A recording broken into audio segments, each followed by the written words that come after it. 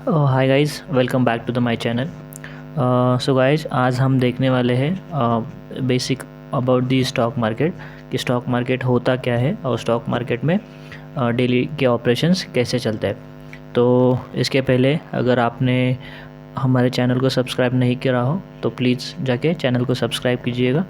यहाँ पे मैं डेली स्टॉक मार्केट के रिलेटेड लर्निंग वीडियोस डालता रहता, तो जैसे ही मैं वीडियो डालूँगा आपको वो वीडियो जल्द से जल्द मिल जाएंगे। इसके लिए प्लीज़ सब्सक्राइब कीजिएगा।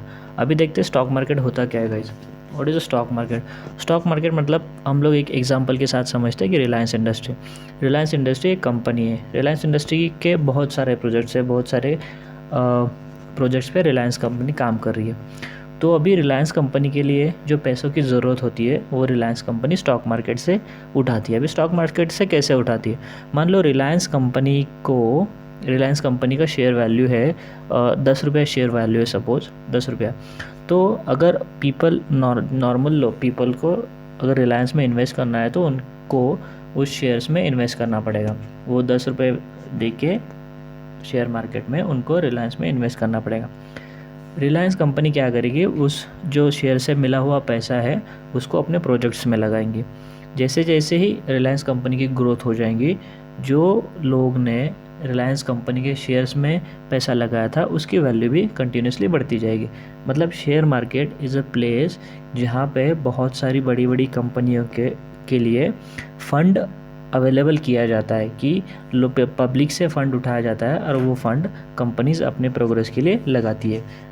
इस तरीके से शेयर मार्केट में नॉर्मली कंपनी लिस्टेड होती है। जैसे कि बहुत सारी कंपनियां अब हमारे इंडियन मार्केट में ऑलमोस्ट 6000 से ज़्यादा कंपनियां शेयर मार्केट में लिस्टेड है, जो कि शेयर मार्केट से पैसा उठा के अपने कंपनी के प्रोग्रेस के लिए लगाती है।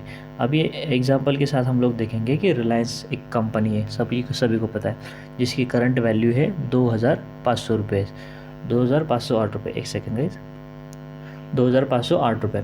तो अभी ये 2508 कैसे डिसाइड होता है? जैसे कि आप सभी को पता है 1977 में रिलायंस की कंपनी की शुरुआत हुई थी, मतलब स्टॉक मार्केट में वो लिस्टेड हुई थी। तब कंपनी का फेस वैल्यू 10 रुपये, कुछ 10 रुपये के करीब था। मान लो 10 रुपये के करीब है और वहाँ से कंपनी ने जो ग्रोथ करी है वो ग्रोथ के अकॉर्डिंग कंपनी की शेयर वैल्यू बढ़ती जाएगी। जैसे जैसे कंपनी ग्रोथ करेगी कंपनी की वैल्यू बढ़ती जाएंगी। अगर कंपनी की ग्रोथ डाउन जा रही है तो कंपनी की शेयर वैल्यू भी डाउन जाती है गाइस। मतलब डिपेंड करता है कंपनी के ऊपर कि वो कंपनी किस तरीके से परफॉर्म करती है। अगर हमें मतलब सपोज कि रिलायंस का स्टॉक खरीदना है, शेयर मार्केट में रिलायंस का स्टॉक खरीदना है, तो हम लोग डायरेक्टली जाके तो रिलायंस के शेयर खरीद नहीं सकते, तो कोई प्लेटफॉर्म की ज़रूरत पड़ती है हमें। वैसे हमारे इंडियन स्टॉक मार्केट में बहुत सारे ऐसे प्लेटफॉर्म्स अवेलेबल है जहाँ से थ्रू हम लोग शेयर मार्केट से उस कंपनी में इन्वेस्ट कर सकते हैं। अभी रिलायंस में अगर मुझे इन्वेस्ट करना है तो गाइज, अगर रिलायंस का एक शेयर लेने की अगर मुझे लेना है तो उसमें मुझे कितने रुपए लगेंगे, जो कि अभी रिलायंस कंपनी का करंट शेयर प्राइस है 2508, मतलब 2508 रुपये मुझे लगेंगे अगर मुझे रिलायंस कंपनी का एक शेयर खरीदना है। तो अभी ख़रीदने के लिए मुझे क्या लगेगा, तो मुझे किसी जो हमारे इंडिया में जो अवेलेबल प्लेटफॉर्म्स है उसमें से किसी एक प्लेटफॉर्म पर हमारा अकाउंट होना ज़रूरी है। जैसे कि यहाँ पे ज़ीरोधा है, Alice Blue, Fyers, ICICI, Angel, ऐसे बहुत सारे प्लेटफॉर्म्स हैं। बट उनमें से एक ज़ीरोधा एक ट्रस्ट वर्दी बोल सकते हैं। ज़ीरोधा के पास बहुत सारे अकाउंट्स हैं, जो लोग ज़ीरोधा के ऊपर बहुत सारा विश्वास दिखाते हैं। इसके लिए शायद ज़ीरोधा के पास बहुत सारे अकाउंट्स हैं। तो अभी इसमें अकाउंट कैसे ओपन करना है, उसके लिए क्या क्या लगेगा, उसके मैं शॉर्ट्स में आपको बता देता हूँ, शॉर्ट सिंपल्स में।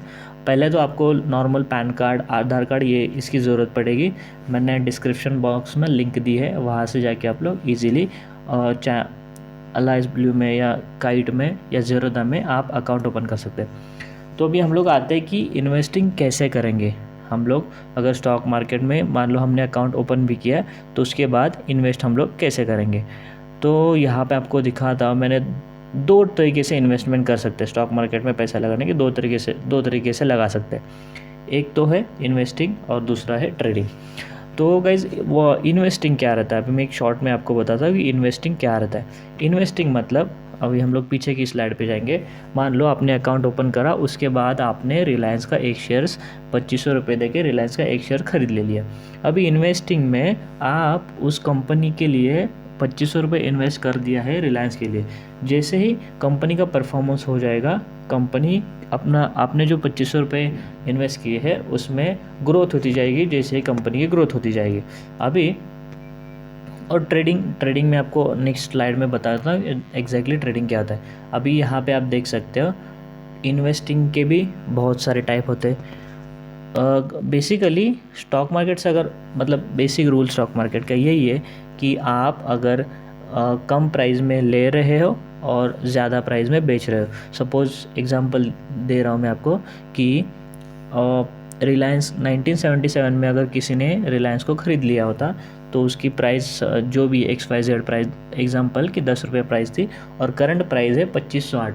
अगर स्टॉक की प्राइस बढ़ेगी तभी हमें जाकर प्रॉफिट होगा, मतलब पैसा हमको मिल सकता है। दैट टू कि अगर हम लोग कम में ख़रीदेंगे और ज़्यादा में बेचेंगे, उसको हम लोग बोल सकते हैं पैसा हमको मिल गया या प्रॉफिट हमारा हो गया। अभी इन्वेस्टिंग में भी बहुत सारे टाइप्स होते हैं। बेसिकली स्विंग ट्रेडिंग जिसको बोलते हैं हम लोग, short term trading, mid term trading और long term trading. Short term tradings में आप रिलायंस के शेयर्स को लेके अगर आज ले रहे हो तो कुछ हफ्ते तक उसको होल्ड करते हो और उसके बाद उसको बेच देते हो। उसमें जो भी मुनाफा होता है, जो भी प्रॉफिट होता है, उसके साथ आप उसको बेच देते हो। मिड टर्म मतलब क्या होता है, लोगों का पर्सपेक्टिव थोड़ा सा बड़ा हो जाता है कि हाँ भाई, इस कंपनी को ग्रोथ करने के लिए मुझे टाइम देना चाहिए, ये कंपनी ग्रोथ करने के लिए टाइम होना चाहिए, शेयर्स की प्राइस बढ़ने के लिए टाइम लगेगा। तो वो टाइम डिपेंड करता है कुछ हफ्तों से लेकर कुछ मंथ तक। अगर उसमें हम लोग इन्वेस्टिंग कर रहे, वो टाइम के लिए कर रहे हैं तो उसको मिड टर्म इन्वेस्टिंग बोलते हैं। और थर्ड है लॉन्ग टर्म।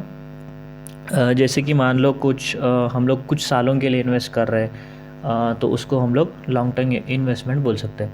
अभी अलग अलग टाइप के शेयर्स होते हैं, जैसे मैंने पहले आपको बताया कि Reliance, TCS, ITC, SBI, axis bank, ऐसे अलग अलग कंपनी के शेयर्स हैं। तो उस शेयर्स में भी 3 टाइप्स होते हैं गाइज। एक होता है small cap shares, mid cap shares और large cap shares. Small cap shares मतलब छोटी कंपनियां जिनका ऑपरेटिंग मार्जिन जो टर्न का आप हम लोग टर्नओवर बोल सकते हैं या कैपिटल बोल सकते हैं, वो 5000 करोड़ से कम रहता है।